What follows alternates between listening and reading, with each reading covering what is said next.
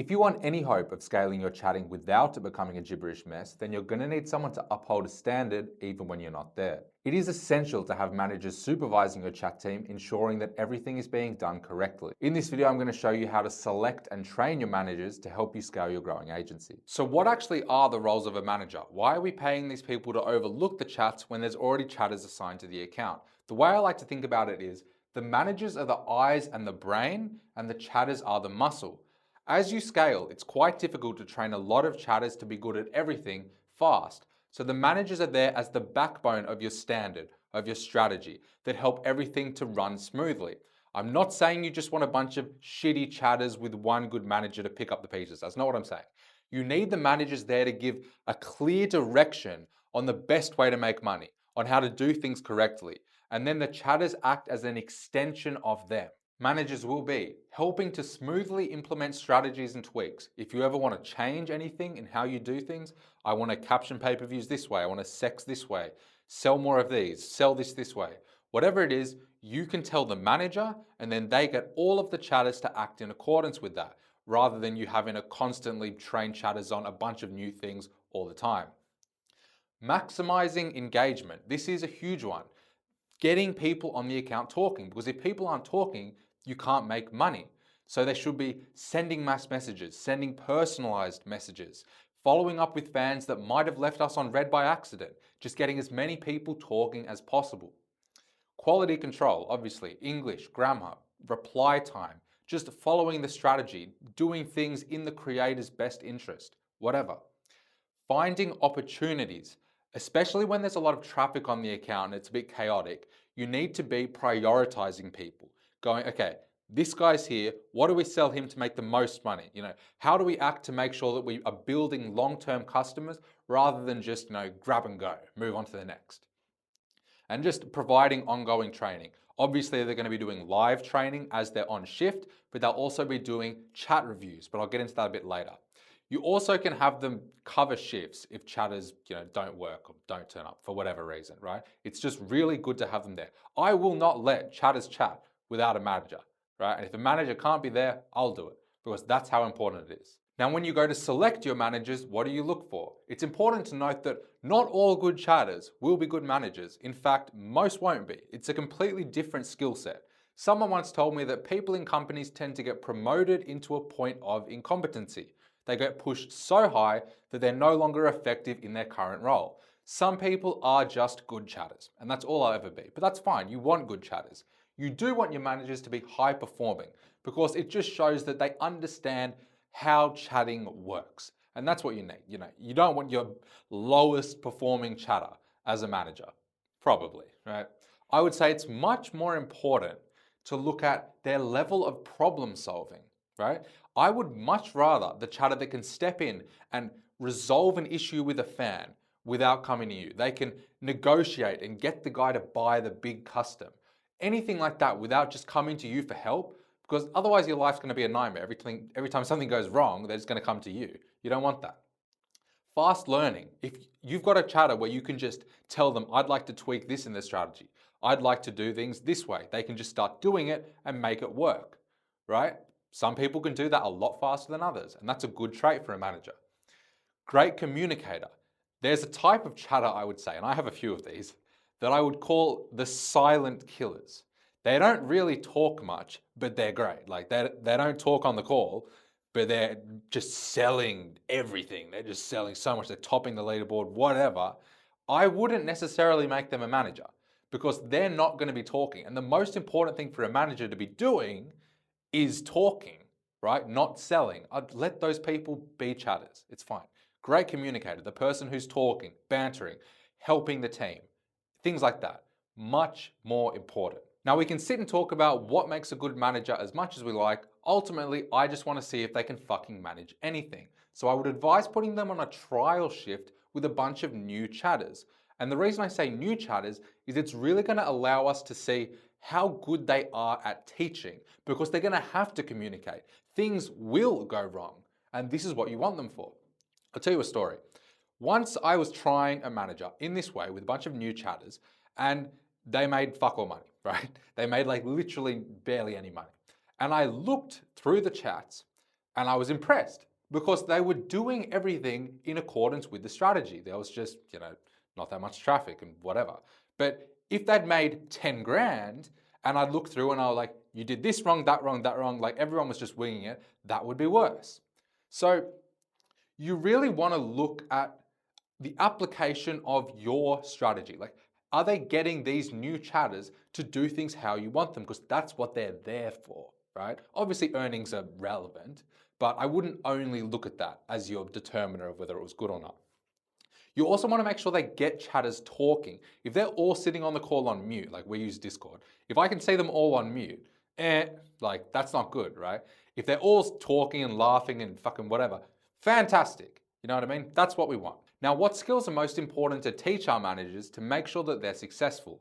Obviously, they should know your entire chat strategy back to front, but that's a given, right? I would advise only making someone a manager if they've been a chatter in your agency for at least 3 months. Now, I find there are 4 skills that make a manager perform well, right? They need to be able to give constructive feedback immediately. Immediately is the key word there. So let's say they've got this one thing they're focusing on with this particular chatter, objection handling, right? So when that chatter is objection handling, they should be sharing their screen so that the manager can see it, so that the second they do anything wrong or right, they get feedback instantly, right? Not 20 minutes later, not, oh, read it back and, oh, you did this well, you didn't do this well. No, instantly, stop, do it again, stop, do it again, right? That's how you actually get people to retain information. Fast feedback loops. That is the most important thing, okay?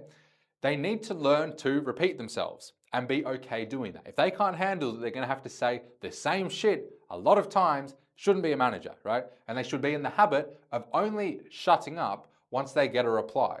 So if they say to this chatter, okay, who are you selling? No reply. Who are you selling? Who are you selling? What are you selling them? No reply. They get a reply, okay, sweet. Like, you don't just have them talking at these chatters that are saying nothing. They need to get replies back to make sure that everything is being communicated properly. Very important. Now, they need to teach with a single focus, right? Single focus. They need to be able to prioritize areas of improvement in the chatter's games. So let's say Mary is a chatter, right? So Mary is pretty good overall, but she has fucking shit captions, right? Her pay-per-view captions are shit. So we want to really lock in on her captions, kind of neglect everything else so we can just get that right and then move on to the next thing, assuming that the captions are the most important thing, right? They need to be able to prioritize what to work on because people can't learn everything at once. They need to just learn one thing at a time, get it right, move on, I find. And they need to be able to give positive reinforcement. Now, obviously you want your managers to be, strict and whatever, hold them to a high standard, that's fine. But if they're not giving any positive feedback, not looking to give positive feedback, then the chatters are gonna hate working, morale will be low, they're not gonna actually listen, and everyone's gonna just have a generally shit time. Now, as a leader of the managers, it's your job to teach them those skills, but how do you do that? To start, and this is in the early days of them being a manager, but I would still do it here and there, live manager training. So it's a bit different. If you've watched my other chatter training videos, you'll know how I do live training. But basically, as the manager is going to be on the shift looking over the chatters, you'll be on the call too, just listening in. And the way that you make this work, right? The way you make this work is by only messaging the manager, right? You just message the manager. If you see, look at stuff and see if it's going wrong, say what they should be doing. Oh, you should be repeating yourself more. You should be, saying that faster. You should just be focusing on this one thing with this chatter, right? Message them. Because if you start telling them and then they're trying to tell the chatters and you tell them it's on fucking one call, it's all a big shit fight, right? We don't want that. So just message them, don't say anything, right? And let them sort things out. I also like to do manager reviews. So I used to do chat reviews. That's what the managers do now. But I do reviews of the chats for the managers. And the primary purpose of them is to give them areas of improvement that each chatter needs to work on. And it's basically helping them with this single focus, right, for each chatter. So let's say Mary, Jane, and Tom are this managers chat team, right? I'll do a manager review and I'll look at all their chats and I'll go, okay, so like I was saying, Mary needs to work on captions, Jane needs to work on her transitioning, you know, shit like that. And then I'll give the manager a weekly goal of what to improve and how to improve it, right? That's how I am training these managers. Even with managers, I'm not just set and forget. It's always ongoing, always improving. I hope you're enjoying the video so far. If you are, I'd love it if you could just quickly leave it a like. It helps me out a lot. I drop videos like this multiple times a week, so if they help you, consider subscribing, share it with your friends, and if there are any problems that you want me to cover that could help you with something you're dealing with, just leave them in the comments and I'll try to get to all of them. Thank you. To make sure you're getting the most out of your managers, they need to know exactly what they should be doing while they're on shift. Obviously, they'll be doing their regular supervision and quality control and ongoing training. Aside from that, I like to give them these 3 important tasks that make sure that they're always being productive. The most important is pin management. So that's basically finding opportunities, allocating fans to different chatters just to make sure that everyone is being sold and sold the right thing. So they look at who is on the account and they'll go, oh, Tom, let's sell him a sequence because he buys sequences a lot, he likes them. Okay, let's sell Joe a custom because Joe doesn't really like sequence anymore, he wants customs, whatever. They'll look at the previous buying behavior, consult with the chatters. It's always a discussion. They're just making sure that nothing's missed, right? And we maximize every opportunity. They allocate the fans to different chatters. So that'll depend on which chatter knows which fan the most and who's best at what, things like that. If, Charlie is great at selling customs, then he can sell the custom to that guy. If Jane is great at selling sequences, she can script this guy. Things like that. They also need to follow up and monitor the reply time. So I'm a big advocate for replying very fast when you're selling people, like within a minute, 30 seconds if possible. Like not to everyone on the account, not saying that, but the people that are being sold, you need to reply fast. If you're scripting someone, they should not be left for 5 minutes. So the managers need to stay on top of that. And my managers, probably what they say the most is, who have you got pinned? Who have you got pinned? Have you pinned him? Make sure you pin him, right? That's why we call it that. Anyway, next, like I was saying before, is engagement, getting people talking. They'll spend a lot of time sending out personalized messages to people to get them talking. Now, they can also use mass messages. I would teach them to write quality mass messages. Now, I've got an entire video on engagement that goes over all this stuff. I'm not going to get into it in this video, but it basically goes over this entire part of their role. They also need to look for fans that have potentially left us on red or we've left them on red and just reignite the conversation. There's a lot of money in doing that, believe me. Next is intervention. So usually they'll have sort of a nose in, hands off approach. They'll be talking a lot, making sure everything's going smoothly, watching everything, but not really intervening as much.